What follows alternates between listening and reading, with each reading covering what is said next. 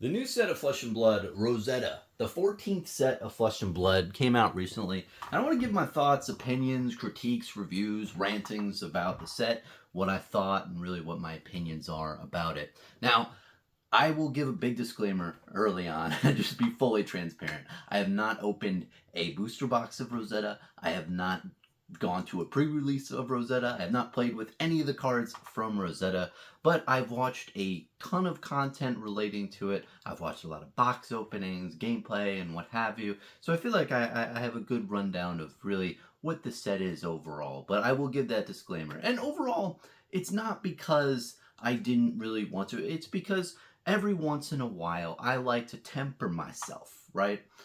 Buying booster boxes, buying booster cases is gambling, and it's expensive, and it incurs a good amount of, how you say, just a little bit of self-control, not to just like blow a bunch of money and pull the trigger and gamble. Booster box opening is gambling, and overall I'm still buying a lot of Flesh and Blood cards. I'm buying bulk majestics, I'm buying alpha cards, I'm buying a lot of stuff. I'm even buying singles from the open market for Rosetta.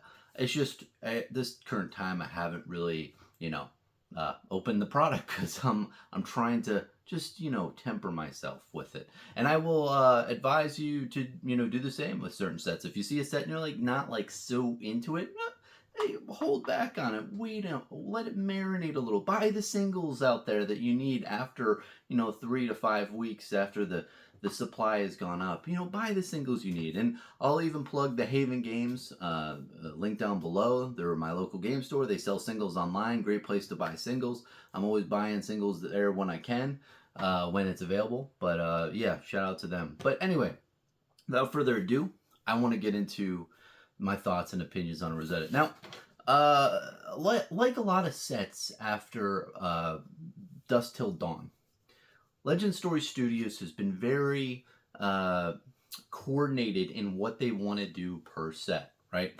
So you have Bright Lights that came out, and that set was all about onboarding and just making an easy product for players to onboard into the Flesh and Blood game.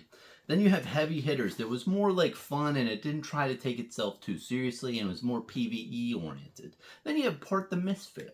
Part the Mistveil is very Japan focused and entering the Japanese market and just establishing a big foothold, right? And then much like Rosetta, I think Legend Story Studios' really main goal was to be more younger demographic focused and even cater to females as well. And I'll get into that in a bit and give you my thoughts on that. But I think it's a good direction and a really smart, because most of the market share in the TCG industry is catered to a younger demographic. And Flesh and Blood has captured, I think, most of the older demographic market share that they can.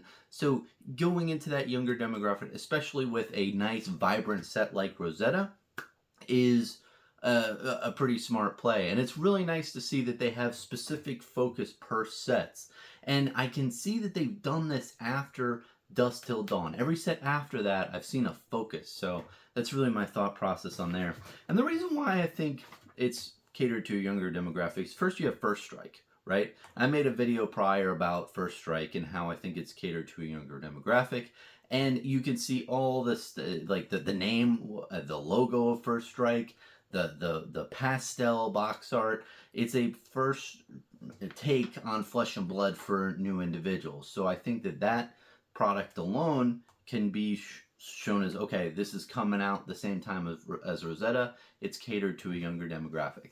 Then if you look at the card arts, right? I looked through all the card arts on February, right? And I think 15 cards specifically looked like they were more cartoony than others. And it was more of the lightning cards, and maybe this is the landscape of Rosetta. Being in Aria, it's more vibrant. However, we will need to see the next couple sets come out to really confirm, because this could be a shift of Legend Story Studios trying to cater to that younger demographic, just making the card artwork look a little bit cartoony. And when I say that, it's not like it looks bad, it just looks a little bit not like a Flesh and Blood card. I'm just gonna say it like it is. Like, I look at the card and I'm like, that doesn't really look like a Flesh and Blood card. And I could see that for at least 15 cards in this set, which is a lot higher than normal. Normally I see, like, maybe 3 to 4 to 5 cards that the artwork doesn't look as much like a Flesh and Blood card. This set, it was a bit high, and I can definitely see that. And then the next thing I want to talk about is puzzle cards. So puzzle cards, definitely, if you see Lorcana recently, the kids love the little puzzle cards. And you have other TCGs in the past as well doing puzzle cards. It's catered to a younger demographic. Now, can it appeal to older individuals? Of course. Do I personally like them? At first, I'll tell you what, I thought they was really gimmicky, and I didn't really like it, right? But after I saw it framed, I thought it looked pretty cool. I'm just going to say it like it is. When you see the cards framed up, it looks cool. Now, personally, I would like to see just different artwork other than the heroes. I think the heroes were cool, but I think it would be really cool to see some just really epic artwork. So, because Flesh and Blood, there's a lot of specific, like, what's that? Glint the Quicksilver? Or, no, what's the... There's like a mirrored Dory card that looks fantastic, and there's a lot of different artwork that you could, like Consuming Volition, or something just really detailed, and I think you could put a lot of different puzzle cards that have a lot more detail into them that's not just a hero. So I'd like to see that in the future, see what that looks like. Ultimately, do I love it for Flesh and Blood? No. Do I think it should be like a always thing? Nah, not really. But if people like it, don't get me wrong, then do it, right? But, do it every once in a while, every couple sets. I think that, it makes sense, especially if you're appealing to a younger demographic in a set. So those are my little blues clues on really why I believe that Rosetta is catered to a younger demographic for those reasons.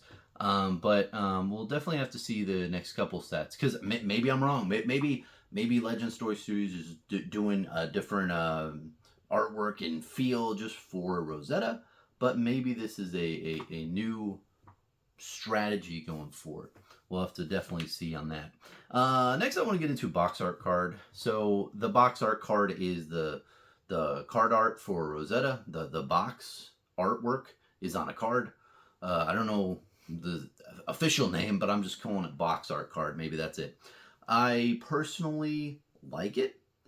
I don't really personally would like to collect it, unless maybe it's cheap. We'll see in the future. The big criticism I have for Legend Story Studios, and this is a really simple one, is on your Twitter, man, LSS, you put a D-ring binder with this card there.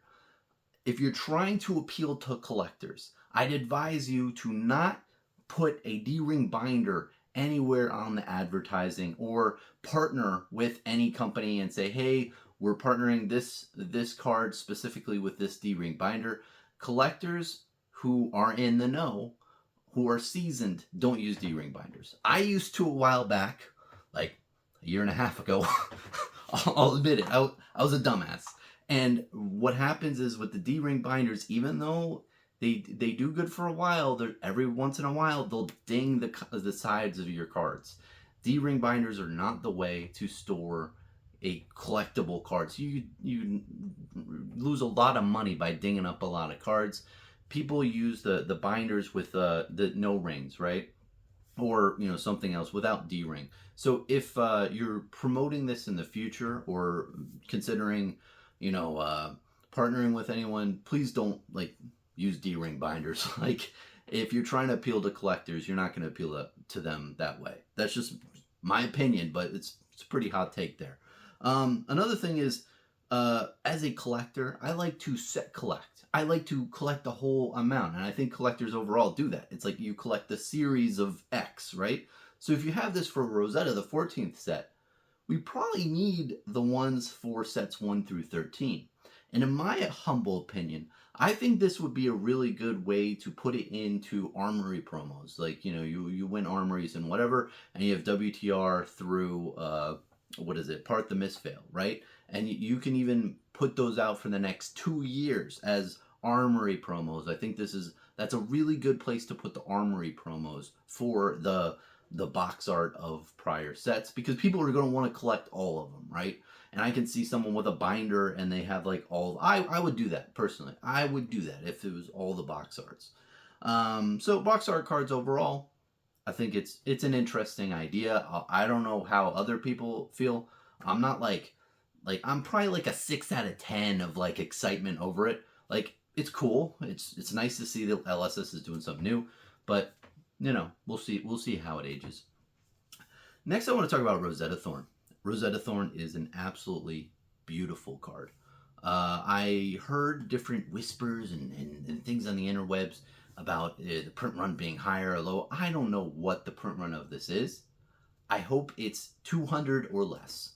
When you have a card this badass, you want it to be 200 or less to command that premium of like $800 to $1,000 a card, in my humble opinion. The gold and the dark green, and it's a beautiful card. Like, LSS is going really hardcore on this. So I really hope that it's 200 or less. We'll have to see how that ages. If it's more than that, then I'm like, you know, it's too many, because it will drive down that price because the supply is higher. I'm not quite sure what the supply is, but that's just my opinion. One little quick thing about the card art as well. All of the cards looked really good overall. The only card that I wasn't really like that I thought needed a little bit of update is Florian. I think that the Rune Blade, his face, something's wrong with his face, man. Like, it's just the resolution or something. It's just, I think that needed to be airbrushed or touched up or something. I hate to be a dick when it comes to artwork, because I know it's subjective and everything like that. But I think there's some things that just as critics in general we can look at and like, you know what, this could have been a little bit better. Just like the Tolarian Community College box, just like that. I said, hey, Brian's face, he has a lovely looking face. The card art didn't do him enough justice. I'm just going to say it like it is. Me not being mean, just being an avid, critic, what have you. Let's see what we got now. RTM Prize Report. So I have not competed in RTN in a while, but from heavy hitters, what I noticed is that there weren't the cold foil adult heroes as prize support, and they changed up to rainbow foil. Now here, I'm normally advocating for collectors. You hear me, but I'm now advocating for the players. I think an RTN prize support top 8 needs to have cards that are worth $50 to $100 at that time, right? Of course, there's low supply coming to the market because RTNs are firing off and there's not that much, and people are probably going to pay the 50 to 100 range, but then maybe a year after, those cards are like $20 to $30. That's fine. But the rainbow foil heroes don't command that type of price point. I think you need the cold foil heroes for RTN top 8 prize support.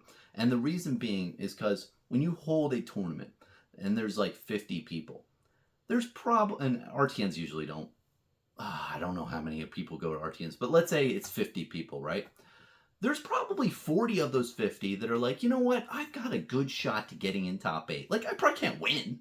I probably can't win this thing, but at least I can go to top 8 and I can get $50 card, and that pays for more than my entry fee, which is $30. So you have greater amount of attendance for players who are like mid-level, who don't think that they're very good, but they're like, you know what, if I get lucky, if I roll my scab skins pretty well, I could get into that top 8. Whereas maybe like 10 or 5 of those players, probably like, you know what, I have a decent shot of winning this thing. I think I can win. I've won things in the past. I have a deck that I've, really tweaked and for the meta and everything. I think I can win, right? So you have a very small subset of players who actually think they can win and actually get the big prize at the end of the maze. But then you have a larger section that just wants the $50 card for getting into the top 8. I remember when I competed a while ago, I really loved that feeling. Getting into the top 8, like, oh yeah, I got my $50 to $80 card. Like, this is great. So if you take that out and you replace it with like a $10 to $15 rainbow foil hero, those types of players who are mid-level, who don't really think they can win it, aren't going to come out to the RTNs as much, because they're like, you know what, what's the point? I'll pay $30 entrance fee or $15, and I'm just, if I even get into the top 8, I probably won't make the money that I spent for the whole tournament. So I think that providing good enough prize support to more than cover your entrance fee is smart in that case. That's just my opinion there. Next, I want to talk about Rosetta Collector's Box. So I really like the Collector's Box. And the whole theme, I think, that this should be really marketed to individuals of, is this is a board game in a box. And I'm going to just give a shout out to Jacob from Geeks First. I'll put a link down below to his video about the Collector's Box. He went into it in much greater detail than I'm going into it. But long story short, he said that this feels like a board game in a box, because you have the 4 different decks, and you can play UPF right out of the box. And I think that really being marketed to, like, hey, this is an all-encompassing box of decks. You can play UPF as much as you want. Like, that's the main intent.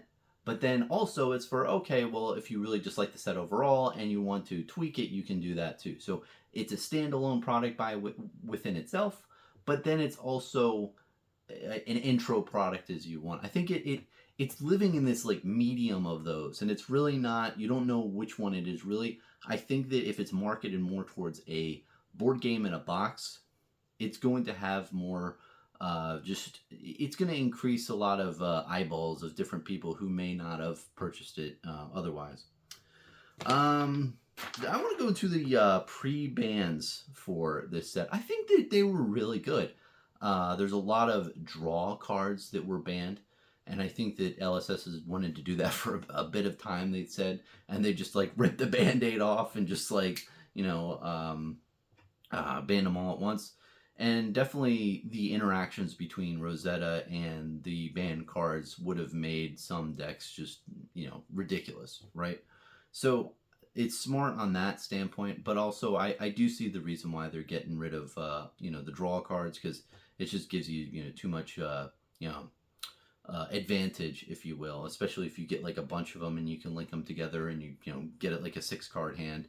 I think we learned this with Zen recently when he can get way too many cards in hand. It just looks crazy. So yeah, I think that's about it. I think that's about all of the comments that I had for Rosetta. Overall, I thought it was. I know I've said a lot of verbiage. It was a good set. Like just the feel for it, and honestly, rambling a little bit on in the end here. I really liked Verdance. Verdance looked really nice on the onset. I was gonna play her, but I didn't like the play patterns of just doing some like massive combo. I liked it more as like a fatigue type of strategy, but it doesn't seem like you do that with her if you want to do the huge combo and maximize there. I think her ability would have best been served if you could use it on your turn and your opponent's. There's a lot of cards where you could heal on your opponent's turn, like Fiondel's Fighting Spirit. I think it'd be cool if you could block with that, heal 1 life, do 1 damage. That sounded cool. Same with Oasis Respite. Like if you were lower life, you could heal and then do 1 damage and prevent damage. It would have been an interesting interaction. I still like the decompose and the whole trying to get 4 to 8 cards in your bandage zone in order to turn on that ability.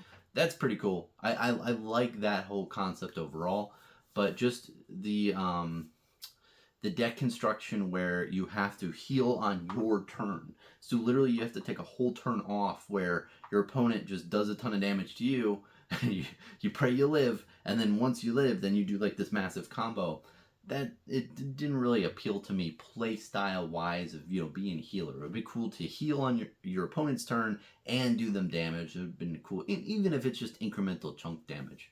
But that's just my thoughts on there. But overall, Flesh and Blood is doing really good. The 14 sets is quite impressive, especially with the amount of heroes and the different the card pool. Man, it's pretty wild. But it was yeah, it was a good set overall. That's my thoughts. I think that's about it. I've talked a while. Cheers, man. Have a good one.